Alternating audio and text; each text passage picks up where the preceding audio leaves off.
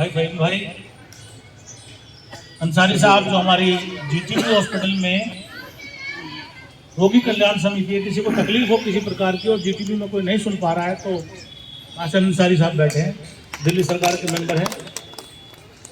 भाई छोटे भाई रमेश बिसेलिया जी आपके और हमारे निगम पार्षद साहब मोहिनी जी आपके निगम पार्षद, भाई डॉक्टर आरिफ साहब जो हमारे विधानसभा अध्यक्ष आम आदमी पार्टी के, उपाध्यक्ष वसीम अब्बासी साहब, अंकित माहौर जी हमारे वार्ड अध्यक्ष हैं, ये रण सिंह बागड़ी, मैं बहुत सारे लोगों को जानता हूँ, सदाम सिंह जी को जानता हूँ, रण सिंह बागड़ी जी को, लाला जी शांतिलाल जी को, बहुत सारे लोगों को सबको नाम जानता हूँ, लेकिन मैं इस लंबी प्रक्रिया में नहीं जाना चाहता। और बात कार्यवाही के प्रतिरूप के रूप में बैठी हमारी बहनें, हमारी माताएं और भाई, आज 1 तारीख है और 1 तारीख को हम नए साल के रूप में मनाते हैं, लेकिन एक और बड़ा काम आज के दिन हुआ था और वो हुआ था भीमा कोरे गांव में हमारे दलित समाज के 500 लोगों ने सामंतवादी व्यवस्था के पोषक राजा जो पुणे के महाराज हुआ करते थे, जिन्होंने हमारे गले में हंडिया टांग दी थी थूकने के लिए कि आपका थूक भी सड़क पर नहीं जाएगा, जिन्होंने हमारे पीछे पीठ पर झाड़ू बांधी थी ताकि हम निकले भी तो झाड़ू का निशान उसको मिटाता चले, उनके 28,000 सैनिकों को हमारे समाज के 500 लोगों ने मारा था, 500 लोगों को सैनिकों ने मारा था। और बाहर समाज के थे, दलित समाज के थे और इतने बहादुर लोग थे वो कि महार रेजिमेंट आज तक चलती है। महार रेजिमेंट के मुख से एक बड़ी घटना थी, हमेशा हम लोग पिटते आए हैं, दूसरे लोग हमें मारते आए हैं, लेकिन पहली बार ऐसा हुआ जब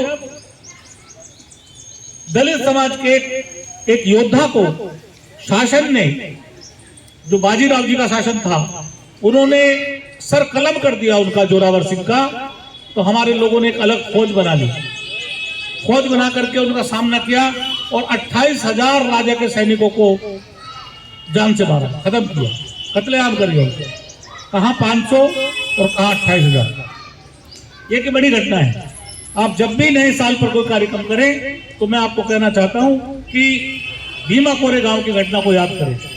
भीमा कोरे गांव क्यों कहा जाता है? पुणे के पास में एक भीमा नदी बनी हुई है, नदी है, उसके पास में कोरे गांव है जहां पर ये युद्ध हुआ और युद्ध में हम लोग जीते। इसका मतलब यह है कि हम सदियों से बहादुर कौम हैं, लेकिन इस बहादुर कौमों में फूट डाल दी है। किसी को महार कह दिया, किसी को चमार कह दिया, किसी को कोरी कह दिया, कुछ कोरी कह देते, कुछ कोली कह लेते हैं, कुछ को वाल्मीकि बना दिया, किसी को कुछ कह दिया और इतनी फूट डाल दी है कि हम संघर्ष तो करते हैं लेकिन आपस में करते हैं, सत्ता के खिलाफ नहीं करते। और मजबूरी में हमें सम्मान तो उन्हें देना पड़ता है क्योंकि संविधान में हमें सम्मान देने का प्रावधान है। हम राष्ट्रपति बन सकते हैं लेकिन किसी भी सरकार ने हमारे आदमी को प्रधानमंत्री नहीं बनाया और राष्ट्रपति भी रामनाथ कोविंद जी को बनाया जो कोली समाज के थे, कोरी समाज के थे। तो उनके साथ क्या हुआ? उड़ीसा के जगन्नाथ मंदिर में अगर वो पूजा की तो उस मंदिर को गंगा जल से धोकर के पवित्र करने का काम उन्होंने। अर्थात आज भी अगर हम किसी मंदिर को टच कर दें, आज भी अगर हम किसी मंदिर में पहुंच जाए तो हमारे साथ ऐसा व्यवहार किया जाता है कि अछूत मंदिर में घुस कैसे गए। ऐसा हुआ कि नहीं हुआ? आपको पता होगा कि रामनाथ कोविंद जी जो देश के सर्वोच्च राष्ट्रपति पद पर हैं, जिसके अंदर देश की 3 सेनाएं हैं, इसलिए उस मंदिर में धोया गया उसको क्योंकि वो कोली समाज का आदमी। यही रोज वाल्मीकि समाज के साथ, जाटव समाज के साथ, महार समाज के साथ, डोम, डुमार, लाल बेगी, दुनिया भर के जो हमारे समाज है, चाहे सुदर्शन समाज है, इनके साथ रोज होता है। और एक और बात मैं कहना चाहता हूँ, हमें लड़ाया जाता है मुसलमानों से। उन्हें पता है वो वही लोग जो हमसे छुआछात करते हैं, वो ये कहते हैं कि मुसलमान आपके दुश्मन है। हमें पैसे से कुछ करने के लिए हमारे घर में 1 महीने का राशन डाल करके वो कहते हैं कि इनसे लड़ो। पहली बार जब दिल्ली के नॉर्थ ईस्ट के दंगे हुए तो पहली बार दलित समाज मुसलमानों से नहीं लड़ा। ये आपकी जागृति की पहचान है। अब मैं आपसे पूछना चाहता हूं कि राजस्थान में अगर किसी ने मटके को टच किया, घड़े को टच किया, तो हमारे आदमी का कत्लेआम किसने किया? किसी मुसलमान ने किया क्या? हमारे आदमी ने अगर मूछें रख ली और उसे जान से मारा तो किसी मुसलमान ने मारा क्या? हमारा आपको घोड़ी पर नहीं चढ़ने दिया जाता तो कोई मुसलमान रोकता है? हमारा आदमी को मंदिर में जाने से मुसलमान रोकता है? इसका मतलब ये उनका षड्यंत्र है, ये साजिश होती है उनकी कि वो धर्म के नाम पर कि तुम हिंदू हो, ठीक है हम हिंदू हैं, लेकिन मुसलमान के दुश्मन नहीं है।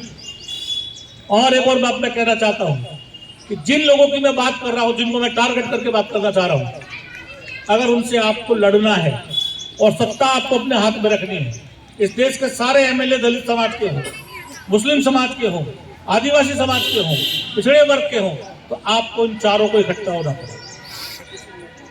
दलितों को इकट्ठा होना ही पड़ेगा और मुस्लिमों को, आदिवासियों को, कुछ लोगों को साथ देना पड़ेगा, तभी आप इस लड़ाई को जीत सकते हैं।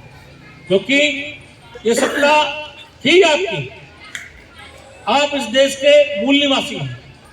हमें उन लोगों ने बाहर से आकर के, यूरेशिया से आकर के हम लोगों के साथ अत्याचार किए। वो बुद्धिमान थे, हम बेवकूफ थे उस वक्त, हम नहीं जानते तो उन्होंने भगवान के नाम पर, किसी और नाम पर हक को बहकाया और गुलाम बना लिया। और गुलाम बनाने के बाद हमारे छोटे छोटे छोटे ग्रुपों में टुकड़े कर दिए कि आपस में लड़ते रहो। आज वो रोटी बेटी का रिश्ता भी एक दूसरे के साथ नहीं करते।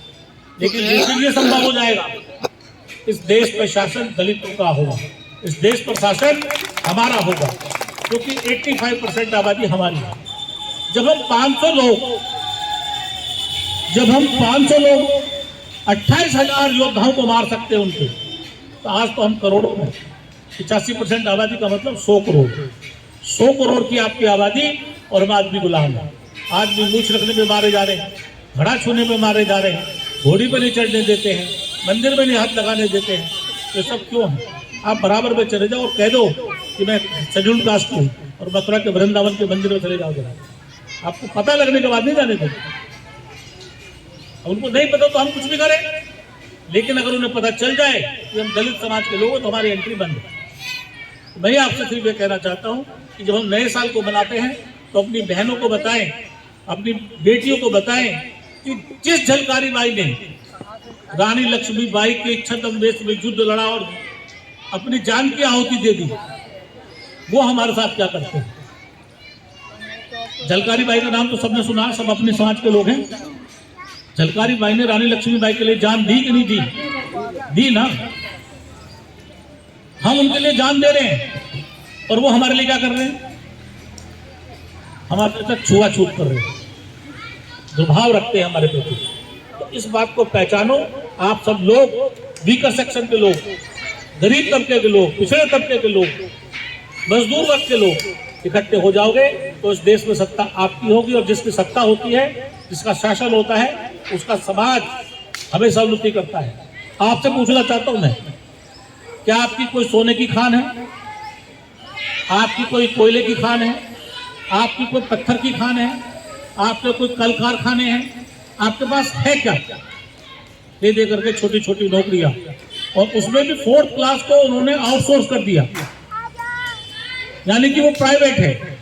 जो आदमी हमारा सरकारी नौकरी में रहकर के 50,000 रुपए का वेतन ले रहा था, आउटसोर्स होने के बाद उसी पोस्ट पर 5,000 रुपए पे काम करना पड़ेगा। ये 20 साल के अंदर आपको वापस आना पड़ेगा। जो भीमा कोरेगांव की घटना हुई थी वो 1818 में हुई थी। 1 जनवरी को युद्ध हुआ था जिसमें हमने विजय हासिल की थी 1818 में। आज लगभग 230 साल हो गए। वो चाहते ये हैं कि एक बार फिर आप उसी स्थिति में आ जाओ, आपके गले में हांडी हो, पीछे झाड़ू हो, आप दूसरों के घर में काम तो करें लेकिन मजदूरी न मांगे, बेगारी करें।